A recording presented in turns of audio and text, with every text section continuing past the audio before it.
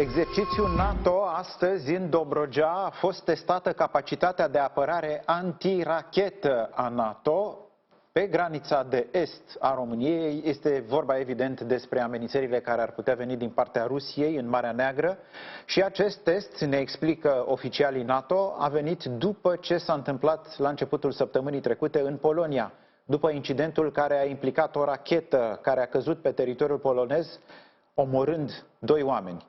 Avem mai multe informații aici. În primul rând să spunem că purtătoarea de cuvânt a NATO a declarat, Oana Lungescu, a declarat ca răspuns la războiul dus de Rusia împotriva Ucrainei, continuăm să ne consolidăm capacitatea de descurajare și sistemele de apărare în flancul estic al alianței.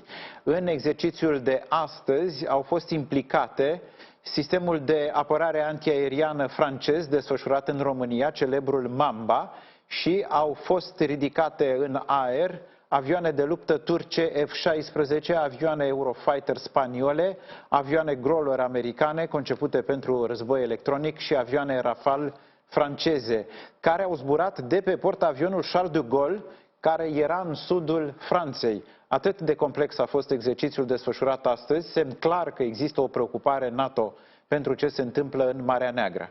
Mai există o informație interesantă de data asta despre incidentul din Polonia.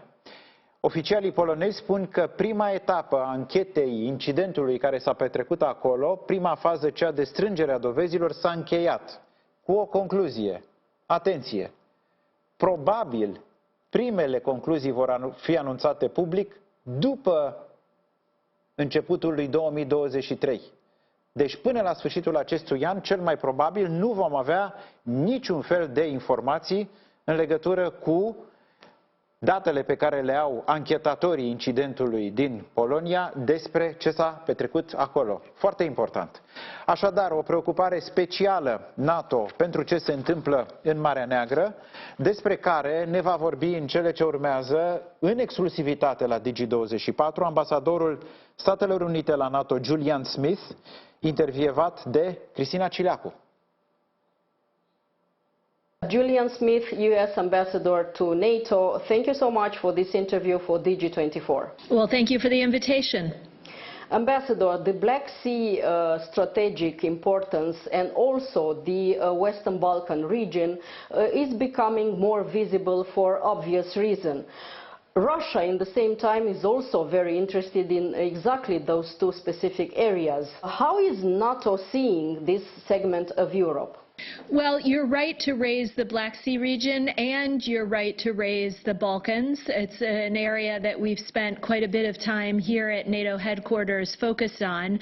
As you might imagine, we've spent the better part of the last 10 months focused on Russia's war inside Ukraine, but that takes us right to the Black Sea, which is such an important region for the alliance, most importantly because we've got 3 NATO allies that operate and exist in that region. We also have NATO partners like Ukraine, but also Georgia that are on the Black Sea. And for that reason, this is an area of enhanced focus. Obviously, we're very focused on what Russia is doing to obstruct the good work that we could be doing in the Black Sea.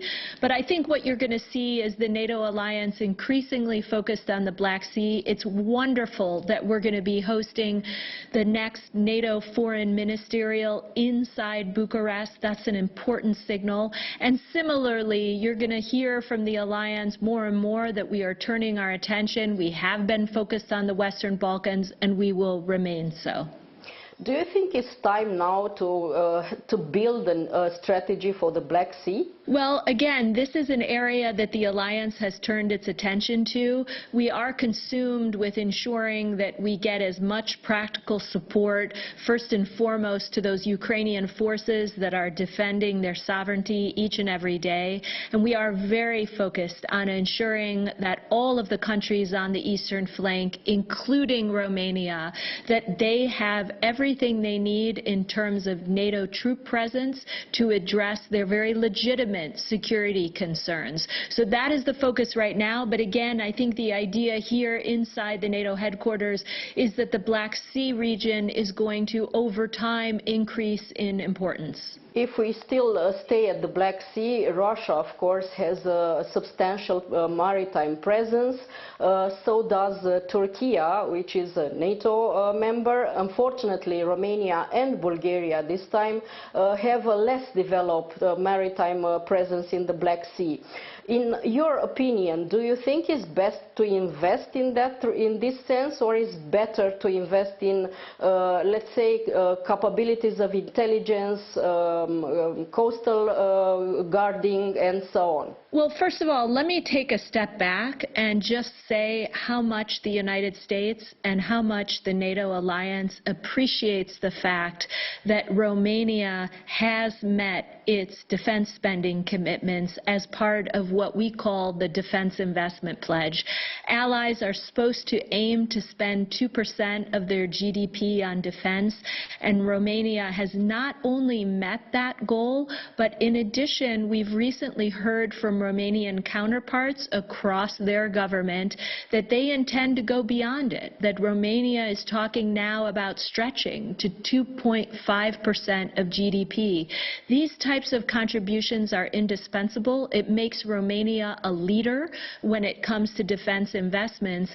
And as for your specific question about investing in maritime or intelligence or new tech, I mean, I will leave that to the conversations between the Romanian Minister of Defense, his other colleagues across the government, and SACEUR, who will be able to provide probably the best guidance on where Romania can use some of those new investments. But of course, maritime security broadly for the alliance is a top priority.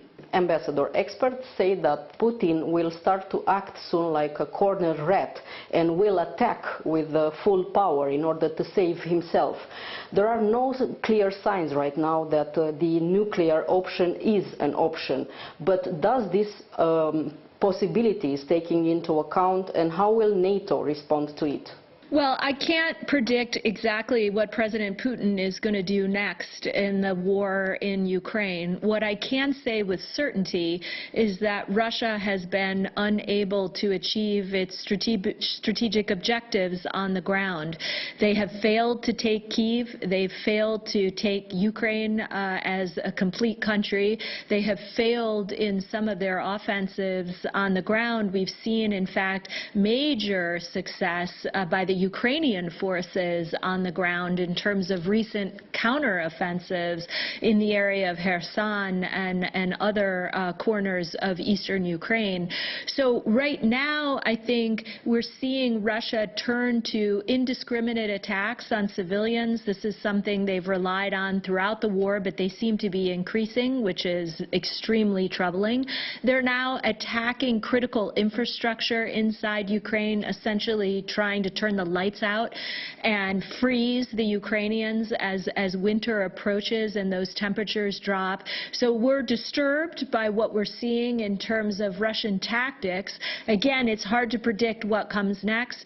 Obviously, the one country that could make this all stop today is Russia. We would wish, and we wish that Russia would end the war today. But in lieu of that perhaps not happening, at least in the coming days and weeks, we collectively, NATO allies, individually are trying to support those Ukrainian forces to put them in the best position possible should some sort of negotiation take place in the coming months. Ambassador Smith, thank you so much for this interview. Looking forward to see you and the head of State Department, Antony Blinken, in Bucharest. All the best. Thank you.